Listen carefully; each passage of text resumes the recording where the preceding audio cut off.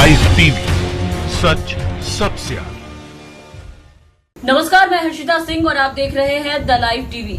बीते दिनों बिहार चुनाव को लेकर के देश के गृह राज्य मंत्री नित्यानंद राय के दिए गए बयान के बाद से जदयू और बीजेपी में कई मौके पर तनातनी देखने को मिली। चुनावी सभा को संबोधित करते हुए नित्यानंद राय ने कुछ ऐसा बयान दे दिया था जिसने जेडीयू को असहज कर दिया, जिसके बाद से जेडीयू ने बीजेपी नेताओं को ऐसे बयानों से बचने की सलाह दे डाली है।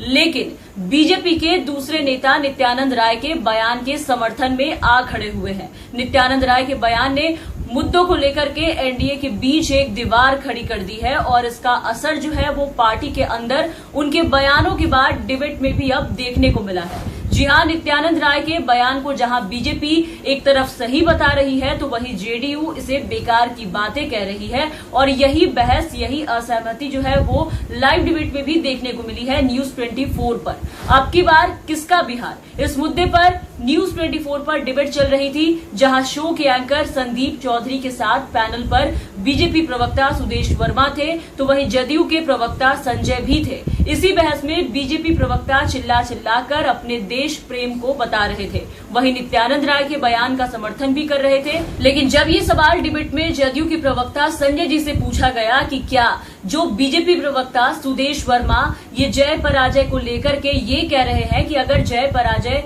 यहाँ होगी तो पटाखे पाकिस्तान में फूटेंगे, या अगर विपक्षी जीत गया तो कश्मीर के जो आतंकी है वो आकर के बिहार में पनाह लेंगे, तो क्या आप इस बात से सहमत हैं? क्या आप सहमति रखते हैं? तो जदयू प्रवक्ता की तरफ से साफ साफ इसे बेतुका और बकवास कहा गया और ये साफ कहा गया कि आखिर क्यों बिहार चुनाव को बेमतलब का पाकिस्तान और आतंकवाद से जोड़ रहे हैं, इसे क्यों जोड़ा जा रहा है। पहले आप डिबेट का वो पार्ट देखिए, फिर इस पर हम आगे बात करेंगे। अगर बीजेपी हारती है, वहाँ बीजेपी जेडीयू अलायंस हारता है तो पटाखे कहाँ फूटेंगे? आप बताइए, कहाँ फूटेंगे? हमारे जितने पर तो पटाखे नहीं फूटेंगे, क्योंकि हम भारत को मजबूत करने के लिए, भारत को कमजोर करने वाली शक्तियां जो है वो निश्चित ही पटाखे आप ही इस देश में इकलौते राष्ट्रभक्त हैं, बाकी पार्टियां देशद्रोही हैं। कमाल का नैरेटिव है। आप मतलब क्या कह रहे हैं आप? नहीं सुदेश बाबू, क्या कह रहे हैं आप?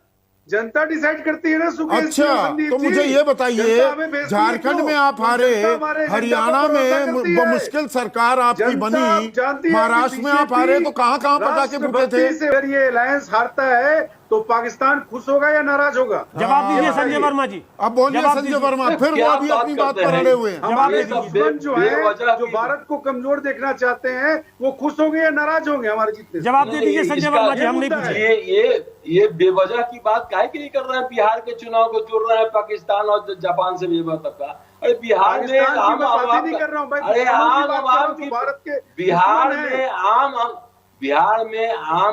की बात, चुनाव हो रहा है। यहाँ की निजी, यहाँ के स्थानीय विकास को सवाल को लेकर हम लोग चुनाव मैदान में है। यहाँ पाकिस्तान और जापान कहाँ का विकास नहीं चाहता, इस पर मुद्दा है। कौन विकास नहीं चाहेगा? कौन चाहेगा कि बीजेपी जेडीयू नहीं है? टेलीविजन पर बैठ करके और पाकिस्तान और जापान करने से बिहार का विकास नहीं होगा। बिहार का विकास बिहार में काम करने पर होगा। तो देखा आपने, 20 शो में जदयू और बीजेपी प्रवक्ता आपस में भिड़ गए, जमकर बहस होने लगी। बीजेपी नेता केंद्रीय मंत्री नित्यानंद राय ने जिस मुद्दे को चुनावी मुद्दा बताया और जिस बयान को बीजेपी के प्रवक्ता एकदम सही बता रहे थे, जेडीयू की नजरों में उस मुद्दे की चुनाव में कोई अहमियत नहीं है। और इसके बाद बीजेपी बिहार प्रभारी भूपेंद्र यादव की माने तो नित्यानंद राय के बयान को तोड़ मरोड़ कर पेश किया जा रहा है। उनका साफ कहना है कि नित्यानंद राय ने राष्ट्र की सुरक्षा से जुड़ा मसला उठाया है, लोगों के बीच जाकर के लोगों को आगाह किया है। वहीं भूपेंद्र यादव से जब जेडीयू की ओर से बयान पर आपत्ति दर्ज किए जाने से जुड़ा सवाल पूछा गया तो बीजेपी नेता ने कहा कि अगर इस बयान से किसी की भावना को ठेस पहुंचती है तो मामला अलग है, लेकिन नित्यानंद राय का जो बयान है वो राष्ट्रीय सुरक्षा को लेकर के दिया गया बयान है। लेकिन दूसरी तरफ जेडीयू ने बीजेपी नेताओं को ऐसे बयानों से बचने की सलाह दी है, वो बिल्कुल भी उनके इस बयान का समर्थन नहीं करती है। और न्यूज 24 के बाद आज तक पर नित्यानंद राय के इस बयान पर चर्चा हुई और डिबेट के दौरान एंकर मीनाक्षी कांडवाल ने बीजेपी प्रवक्ता सैयद जफर से पूछा कि किस रास्ते में बिहार पहुंचने वाले हैं आतंकी, तो उन्होंने सीधा सवाल का जवाब दिया कि आतंकी माथे पर लिखवा करके नहीं आते, लेकिन बिहार में राजद और वेस्ट बंगाल में तृणमूल कांग्रेस जो है वो आतंकवाद को सपोर्ट करती है, आतंकवाद को समर्थन करती है। उन्हें पूरी तरीके से इनका समर्थन हासिल है, जिसपे राजद के प्रवक्ता ने कैसा जवाब दिया वो भी आप एक बार सुनिए। आतंकवादी किस रास्ते से आएंगे बिहार? देखिए जफर इस्लाम जी जो ये बयान दिया है, ये गृह राज्य मंत्री दे रहे हैं ये बयान, ये कोई छुटभैया नेता नहीं बोल रहे हैं, ये केंद्रीय गृह राज्य मंत्री बोल रहे हैं। कोई भी आतंकवादी अपने सर पे माथे पे लिखा के नहीं आता है। मीनाक्षी जी आपको ये पता है कैसे रास्ते जो आप पूछ रहे हैं कोई माथे पे लिखा के नहीं जाता है, लेकिन उनके इरादे होते हैं आतंकवादियों के, और उस इरादे को कहीं ना कहीं जो सपोर्ट करती है आरजेडी और वेस्ट बंगाल में जो है तृणमूल कांग्रेस। हमारे माननीय प्रधानमंत्री जी को बिहार वासियों से माफी मांगनी चाहिए। इस तरह के बयान का मतलब है आरजेडी आज सबसे बड़ी पार्टी है बिहार विधानसभा में। जितने लोगों ने आरजेडी को वोट दिया बिहार के लोगों ने, सब आतंकवादी है।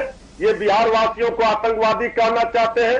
इसका मतलब है इस तरह के बयान वो इसलिए दे रहे हैं कि उनको 10 नवंबर का परिणाम अभी से सता रहा है, जो आने वाला है कि बीजेपी का यह बड़ा साफ होने वाला है। बीजेपी के नित्यानंद राय का ये जो बयान है वो 2015 का विधानसभा चुनाव याद दिलाता है, जहां अमित शाह ने भी 2015 के बिहार विधानसभा चुनाव के वक्त यही कुछ ऐसा ही बयान दिया था कि अगर बिहार में बीजेपी हारी तो पटाखे जो है वो पाकिस्तान में फूटेंगे। लेकिन ऐसा हुआ कुछ भी नहीं।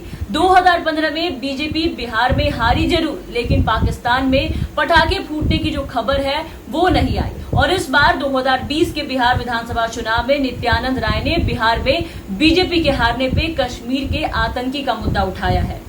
तो बिहार चुनाव 2020 में कश्मीर और आतंकवाद के मुद्दे की जो एंट्री है वो हो चुकी है, लेकिन देखना यह है कि इस बार नतीजे क्या होते हैं। क्या बिहार की जनता इनकी बातों को इस बार सुनेगी, या 2015 की तरह एक बार फिर बिहार की जनता बीजेपी को यहाँ नकार देगी। तो फिलहाल के लिए इस वीडियो में बस इतना ही। आप बने रहे हमारे साथ। अगर आपने अब तक हमारे चैनल को सब्सक्राइब नहीं किया है तो सब्सक्राइब कर दे, साथ ही बेल आइकन जरूर दबाएं ताकि हमारी हर अपडेट्स आप तक पहुंचती रहे। धन्यवाद।